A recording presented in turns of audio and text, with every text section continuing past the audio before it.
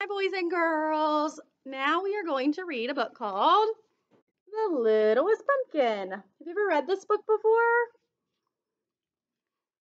Okay.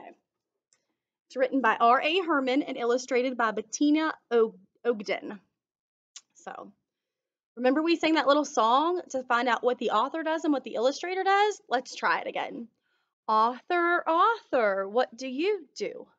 I write the words in the book for you. Illustrator, illustrator, what do you do? I draw the pictures in the book for you. So the author writes the words and the illustrator does the pictures. Okay, so we have all kinds of little critters there with the pumpkin. It says Bartlett's farm stand. It was Halloween and there were 18 pumpkins left at the Bartlett's farm stand.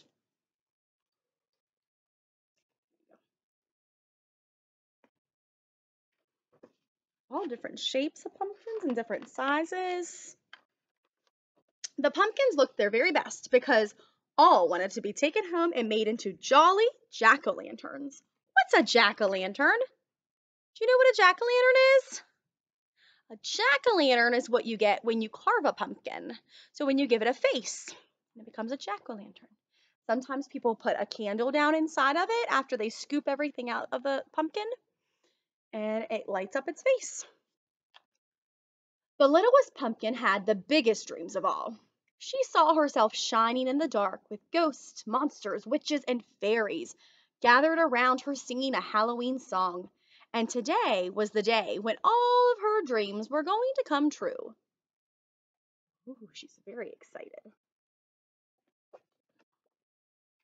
She just knows it's going to happen. So Maggie dropped by the stand on her way to school just as it was opening. I want the biggest pumpkin you have for my class party, she said, looking at the pumpkins on display. She didn't even glance at the littlest pumpkin.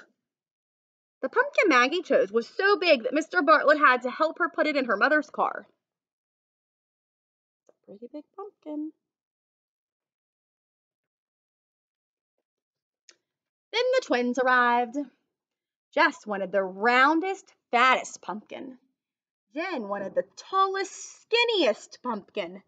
They both knew exactly what they wanted their jack-o'-lanterns to look like.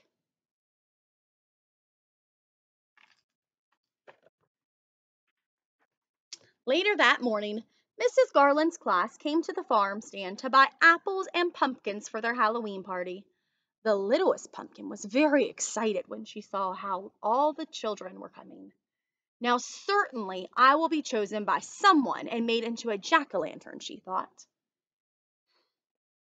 But no one chose the littlest pumpkin. How do you think the pumpkin felt when he wasn't chosen? Maybe sad? All day long, people came to the farm stand to buy pumpkins. Mr. Potter ran in to choose a pumpkin for his daughter, Kate. Poor Kate was home with the flu, but she had drawn pictures for her dad so he could see exactly what kind of pumpkin she wanted.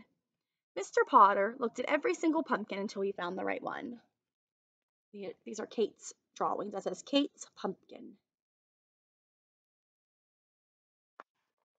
The sun began to set, and only 4 pumpkins were left at the stand. One pumpkin had a bruise on its back, like that. One pumpkin was lumpy and bumpy. One pumpkin did not have a stem. A stem is what goes up here that you usually carry the pumpkin with. It's what attaches the pumpkin to the plant. And then the last pumpkin was the littlest pumpkin.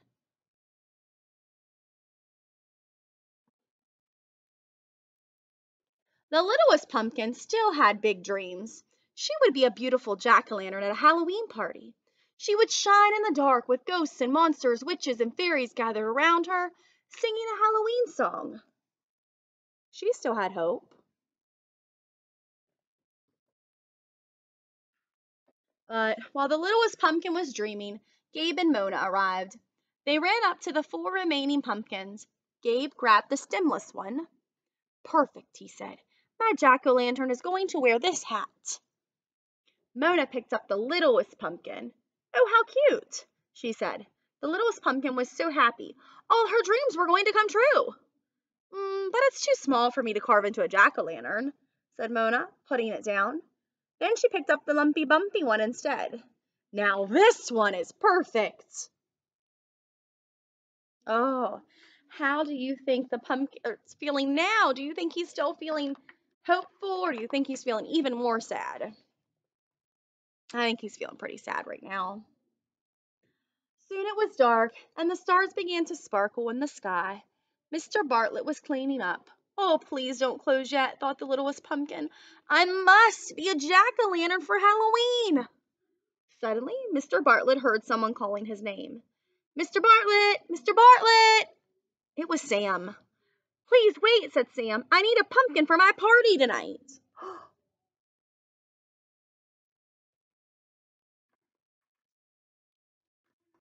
Mr. Bartlett picked up the bruised pumpkin and told Sam that if he turned it around, it would make a very nice jack-o'-lantern. Sam agreed with that. Mr. Bartlett closed the farm stand. Oh no. So there in the dark on Halloween night sat the littlest pumpkin. She was all alone, or so she thought. Who was in there with her? Did you see? Good job. There's little mice in there right now. But they're coming out. For just when the littlest pumpkin was sure she was going to be spending Halloween night all alone in the empty farm stand, mice started scurrying around her. They were decorating everything, wearing tiny costumes and carrying all sorts of Halloween goodies. And before the littlest pumpkin knew what was happening,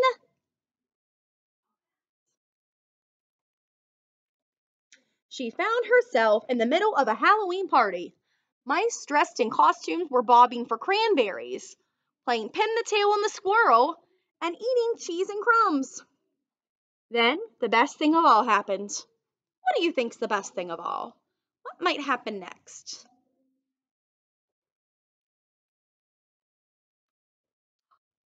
You said it's gonna get cold. I think you were right. The littlest pumpkin was turned into a jack-o'-lantern. She was shining in the dark, with ghosts, monsters, witches, and fairies gathered around her singing a Halloween song. Did the littlest pumpkin get its wish? It did! After all, her big dreams had come true on Halloween night. I hope you enjoyed the story.